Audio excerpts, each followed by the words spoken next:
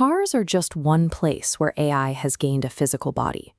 We are taking the sense, think, act loop we just explored on the road and bringing it into factories, warehouses, and eventually our homes. Welcome to Chapter 9, Self-Driving Vehicles, Robotics, and Smart Machines. We will be focusing on Section 04, Beyond Cars, Robots, Humanoids, and Smart Machines.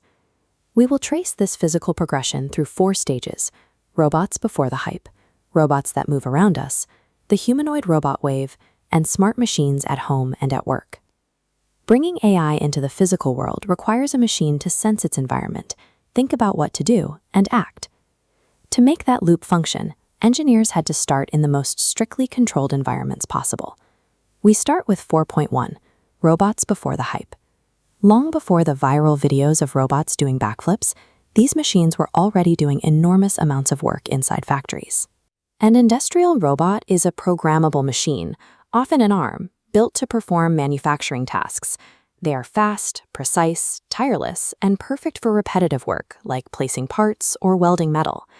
Robots succeeded here first because factories are highly predictable, controlled environments. The lighting stays consistent, parts arrive in the exact same spot, and the workspace is designed entirely around the machine. Surprises are essentially eliminated. For most of their history, these robots were fixed. An engineer hand-programmed every exact motion. Now we are shifting to flexible, trained robots. Instead of coding every inch of movement, engineers use machine learning so the robot can practice and learn to handle variation. To get that practice safely, engineers put the software in simulation, a highly realistic virtual copy of the real world. Here, a robot attempts to pick up an oddly shaped box, failing and adjusting without breaking real equipment. This trial and error approach is called reinforcement learning. Every time the simulated robot succeeds, it receives a small reward, optimizing its approach over time. Once that skill peaks in simulation, it is transferred into a physical machine. This shift from rigid programming to virtual training is the breakthrough allowing robots to step out of the factory and handle the unpredictable variations of the outside world. That brings us to Section 4.2, robots that move around us. We are now seeing machines leave fixed factory cages to navigate spaces shared with people. A machine that moves through a space on its own is called an autonomous mobile robot. Today, logistics warehouses are the ideal proving ground for them. A warehouse is messier and more variable than a factory line, but much more controlled than a public street. A clear example is Digit, built by Agility Robotics. Digit is already deployed in a real logistics warehouse in Georgia, where it has moved well over 100,000 plastic storage totes under a paid contract. But we need to be specific about what this means. Digit is performing highly narrow, repetitive physical labor. It is a specialized tool, not a demonstration of general intelligence. When you move these machines outside the warehouse, like delivery robots and drones, the difficulty scales up immensely. Public sidewalks and skies introduce edge cases like weather, animals, uneven terrain, and unpredictable people. The reality of modern robotics is a fleet of highly specialized machines, quietly tackling narrow, tedious, or repetitive tasks, while human beings handle everything else. We see this tension clearly in Section 4.3, the humanoid robot wave. Humanoid robots attract massive attention because they look like us, and that appearance often causes people to overestimate what they can actually do. Engineers build robots with a human shape for a highly practical reason. The world is already built for human bodies. Doorways, stairs, shelves, and tools are designed for our height and our hands.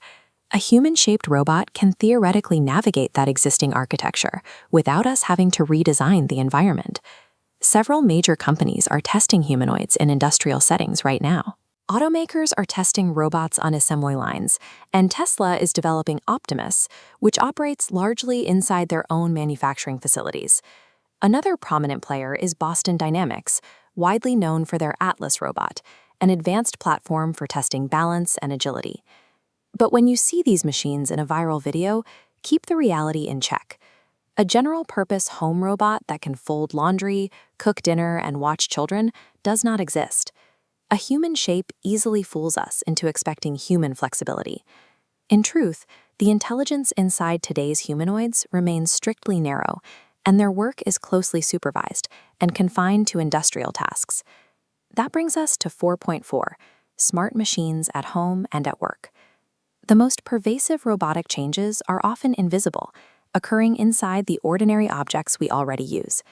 You likely already have smart machines in your house. Devices like smart thermostats and video doorbells run their own quiet versions of the sense, think, act loop to manage temperatures or detect packages. A robot vacuum is a prime example. It relies on narrow AI to map a room, detect obstacles, and navigate a physical, semi-unpredictable environment right in your living room. We can scale this same concept up to heavy industry. In agriculture, self-driving tractors use GPS guidance to perform precision planting, weeding, and harvesting across massive fields. In hospitals, robotic surgical systems use tiny, steady instruments to assist in complex operations. In both of these high-stakes fields, the machine is tightly controlled. These systems are built to extend human ability and precision rather than replace human judgment. We have now explored the full physical progression of these systems. Robotics started in strictly controlled factory cages. Using simulation and reinforcement learning, engineers have trained these systems to finally step out into our warehouses and sidewalks. But even the most visually impressive humanoids and mobile robots are still narrow AI tools, heavily confined to specific trained tasks. A general-purpose robot that acts as an autonomous, do-everything household assistant remains entirely science fiction. The actual shift happening right now is the quiet, pervasive spread of modest sensing and decision-making into the ordinary tools we rely on every day.